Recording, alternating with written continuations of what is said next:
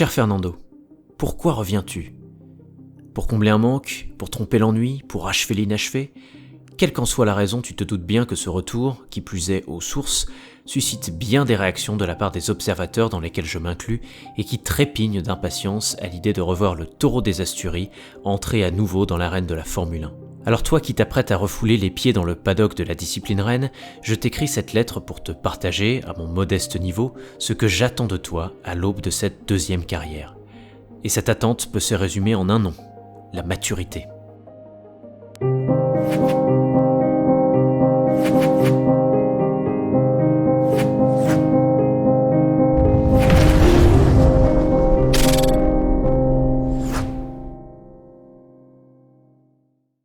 Cher Fernando, la maturité, c'est cet ami invisible qui nous encombre, nous triture, nous maltraite parfois et qui nous contraint même d'accepter. Oui, accepter des vérités qui font mal, sous le simple prétexte de vouloir nous faire grandir. De mon côté, te voir, enfant, venir à bout du Baron Rouge en 2006 n'avait pas fait de toi mon meilleur ami, loin de là. Mais l'impératif de la maturité m'avait obligé à l'accepter et à m'extirper de la tentation hystérique que tout un chacun expérimente en tant que supporter. De ton côté, ta carrière en F1 arborait au contraire tous les traits d'une maturité immédiate. Diamant brut lors de tes premières années, tu t'es poli rapidement, te transformant en une machine à gagner puis à surperformer, sans commettre la moindre erreur en piste. La gestion impeccable de ton championnat 2006 chez Renault face à Schumacher et son armée rouge, et surtout ta saison 2012 au sein d'une Scuderia dont la monoplace n'était ni cheval ni cabré, sont à mon sens à honorer inconditionnellement dans les manuels d'apprentissage de ce sport.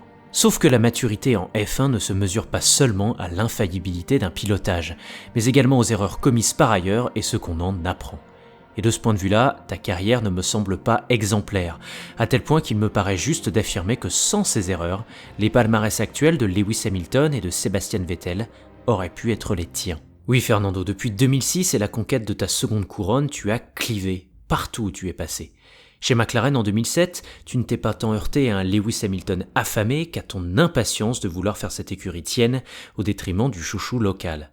Quitter une première fois l'écurie de Woking après seulement 1 an semble donc avoir été pour beaucoup, comme pour moi, l'une des erreurs stratégiques les plus marquantes de ta carrière. Car les années suivantes, tu aurais pu mettre à profit une constance que le jeune Lewis n'avait pas encore atteinte pour jouer un rôle de premier plan lors des championnats 2008 et 2010, qui se sont finis dans un mouchoir de poche d'un point de vue comptable et au cours desquels McLaren disposait toujours d'une monoplace très véloce. Au lieu de ça, tu t'es réfugié chez Tonton Briatore pour un retour à la hâte au sein de la décadente écurie Renault. Et grâce à quelques performances exceptionnelles en 2008 qui reléguaient ton coéquipier Nelsinho Piquet au rang d'excellent pilote PlayStation, tu avais redonné à l'écurie française des bribes de sa splendeur passée. Mais qu'importe, après un championnat 2009 catastrophique au sein de l'écurie aux losanges, 2 saisons de plus s'étaient envolées, et autant moins de chances de conquérir ton Graal, un 3e titre. C'est donc naturellement que tu avais cédé aux sirènes de la Scuderia Ferrari en 2010 pour combler le vide laissé par l'éviction d'un certain Kimi Räikkönen.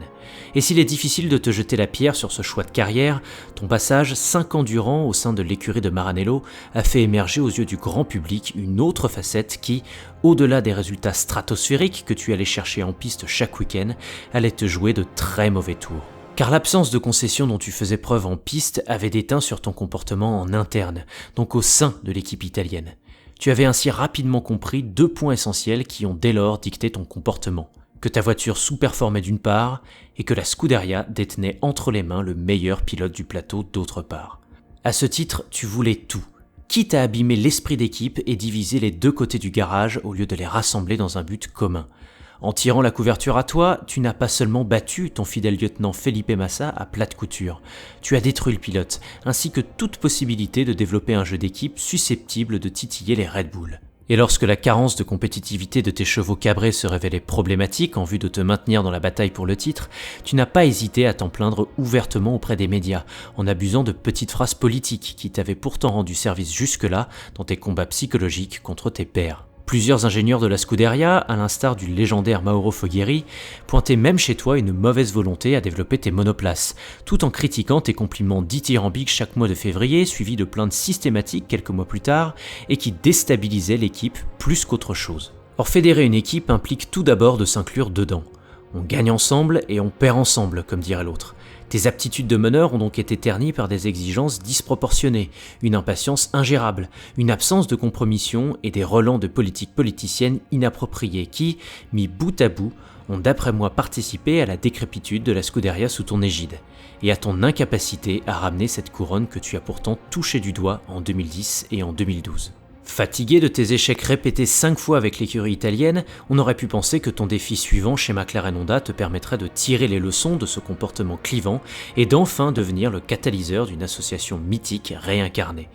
Mais il n'en fut rien, et très vite, tu es retombé dans tes travers. Tu avais troqué tes commentaires cassants par médias interposés envers ton équipe contre des messages encore plus cinglants à la radio, et qui te collent désormais à la peau. La cible cette fois-ci, le moteur Honda, certes à la ramasse, mais dont les ingénieurs ne méritaient certainement pas de le voir rabaisser de cette manière par leurs pilotes.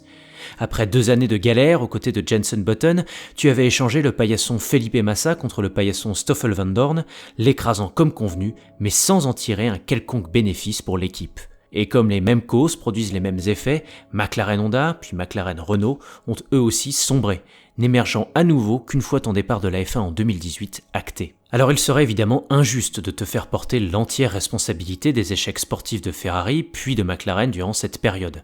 Le management de Ferrari laisse à désirer depuis 15 ans et tes dernières McLaren ne t'ont absolument pas donné l'opportunité de t'exprimer. Mais il est pour moi incontestable que ton manque d'humilité devant l'esprit sacré d'équipe est un facteur central lorsqu'il s'agit d'expliquer pourquoi un pilote de ton calibre a passé autant de temps à courir après un mirage. Ta carrière à elle seule explique même pourquoi la F1 est davantage un sport collectif qu'individuel. Intégrer cela pleinement requiert un niveau de maturité absolu dans ce sport et impose de ne jamais se considérer soi-même comme étant au-dessus de l'équipe. Qu'on le juge meilleur ou pas en tant que pilote, ton ancien rival Lewis Hamilton a effectué ce chemin de croix, en butant lui-même sur les mêmes écueils d'ego que les tiens. Mais une fois l'équilibre entre sa vie mondaine et sa vie sportive trouvé, une fois émancipé du management de son père, une fois investi dans le projet de long terme qu'était Mercedes, et surtout une fois battu par Nico Rosberg en 2016, il a pu atteindre cette maturité et cet esprit d'équipe sans précédent qui explique en partie son palmarès aujourd'hui. Alors bien sûr, il faut également de la chance, de la performance et des choix de carrière inspirés, et contrairement à Lewis, ils t'ont souvent fait défaut. Mais j'ai tendance à croire que la malchance, tout comme la chance, se provoque.